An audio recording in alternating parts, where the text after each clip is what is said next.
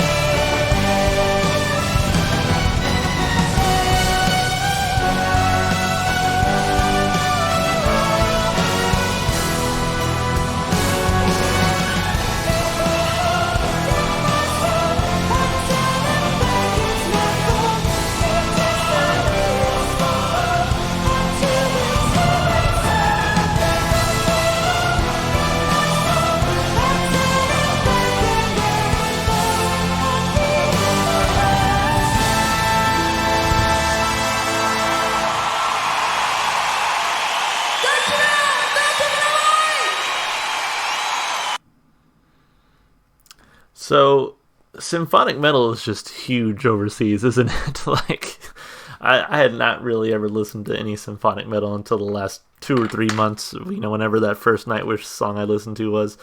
Man, I never knew, but it was pretty cool. I like her whole get up, like the whole like queenly dress type thing. I love her singing voice. I think it really works. That high pitch juxtaposed with like the more obviously metal elements of it. And damn, they got a whole symphony on stage to help them out with this one. So I think it definitely worked here. It's interesting to try to balance all those instruments, plus still get through that heaviness of the guitar and everything. So well done here. Well done. Anyway, let's break the song down like we always do. Of course, starting with the lyrics. I hope I have the right ones here. So, because this one says, Jillian, I give my heart. I'm assuming that's the full title. I'm assuming Black Symphony is just like the name of this video, because they're playing with the Black Symphony, I guess. But anyway, I've been dreaming for so long to find a meaning, to understand the secret of life. Why am I here to try again? Will you always see the truth when it stares you in the face? Will I ever free myself by breaking these chains? I'd give my heart, I'd give my soul, I'd turn it back, it's my fault. Your destiny is forlorn, have to live till it's undone. I'd give my heart, I'd give my soul, I'd turn it back. And then at last I'll be on my way. I've been living for so long, many seasons pass me by. I've seen kingdoms through ages rise and fall, I've seen it all. I've seen the horror, I've seen the wonders happening just in front of my eyes. Will I never free myself by making it right? I'd give my heart, I'd give my soul, I'd turn it back, it's my fault. Your destiny is forlorn, have to live till it's undone. I'd give my heart, I'd give my soul, I'd turn it back, and then at last I'd be on my way. Not really sure what we're talking about here, so I will say I'm sort of getting this idea that it's like some sort of ageless one, watching the history of time unfold. Yeah, I mean, I don't know. Maybe it's like a personification of like truth or some big lofty idea like that. So what was I probably shouldn't have scrolled up. I think I was here. Jillian, our dream ended long ago. All our stories and all our glory I held so dear. We won't be together forever and ever. No more tears. I'll always be there until the end. I'd give my heart, I'd give my soul, I'd turn it back, it's my fault. Your destiny is forlorn, have to live till it's undone. I'd give my heart, I'd give my soul, I'd turn it back. And then at last I'll be on my way. I'm kind of reading it as like almost like Lord of the Rings, where like Arwen is Jesus, why am I'm like blanking on everything. Aragorn and Arwen are like, he's mortal and she's not. She's immortal, right? And so she's often reminded that she will be alive long after he has passed. And so that's kind of what I get here. That's the feeling I get. Is like one person gets to live forever, the other doesn't, and it's sort of almost unfair, and this person would give their heart and soul if they could almost have mortality again, so they could be with the other person. I don't know. That's the idea that I'm going with. I mean, I could be 100% totally off, but I'm sure whatever. It does have a very fantastical element to it. I wonder if that's just kind of the nature of symphonic metal. Do a lot of symphonic metal bands write about fantasy and have this sort of fantastical element to their lyricism? Because that's what I'm getting so far. But to be fair, my sample size is pretty small, so let me know. So lyrically, I thought it was interesting. Gave it 2 thumbs up. As far as the instrumentation goes, a lot going on here. The guitar was nice and heavy. The bass was nice and heavy. Great drum work. I loved all the symphonic elements. It very much reminded me of like a movie score. I think that's really, as just like a normal like peon. That's kind of my connection to symphony is really like movie scores and stuff like that. So I'm sure a lot of you who are more, I guess, classically versed could probably say like, oh, it's this or that, or it's inspired by this or that. But to me, I'm like, movie score. That's kind of just what I know. So to me, it sounds great. A lot of fun, a lot of good energy. Instrumentally, it was great. Like I said, I think from a vocal standpoint, I really enjoy her sort of high-pitched singing style. I think it really works here. Again, juxtaposed with the heaviness from the guitars and the bass, but it works really well with the symphonic elements because those are also a little bit higher pitched in many ways. And so I thought her voice was great. I thought the instrumentation was great. I give it 2 thumbs up there. And then as far as replay value goes, here's the thing about replay value. Was this song cool? Yes. Was the instrumentation cool? Yes. Was her singing voice cool? Yes. Am I going to listen to the song again? Maybe, maybe not. If I'm being 100% honest. Just because, like, to me, I can very much recognize the great elements of this song. I can recognize that this is a very good song and very well put together, very well made.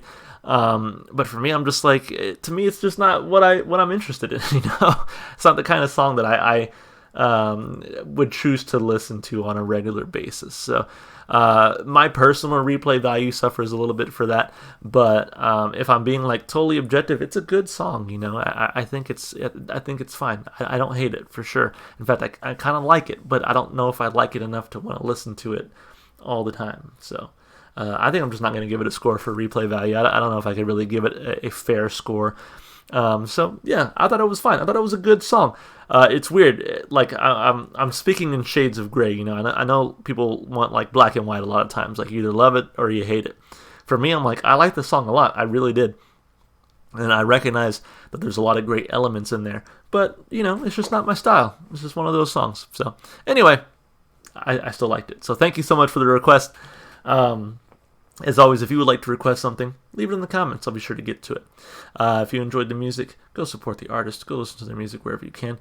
If they're on Spotify, one place you can definitely find them is in my Spotify playlist. It's in the description below. It has every single song I've heard so far on my channel.